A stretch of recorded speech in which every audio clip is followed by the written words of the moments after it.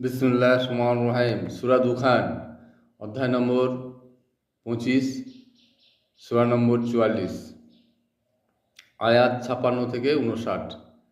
লা ইয়ারজুকুনা ফিহাল মাউতা ইল্লাল মাউতা আতাল উলা ওয়া ওয়াকাহুম আযাব আল জাহিম।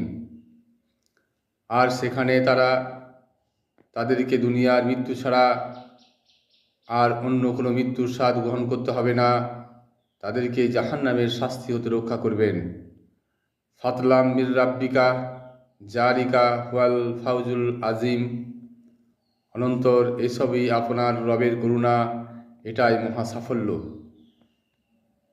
ফা ইন্নামা ইয়াসসারনাহু বি লিসানিকা লা আল্লাহুম ইয়াতাযাক্কারুন। অতঃপর এ কোরআনকে আপনার ভাষায় সহজ করে দিয়েছি যেন তারা উপদেশ গ্রহণ করে।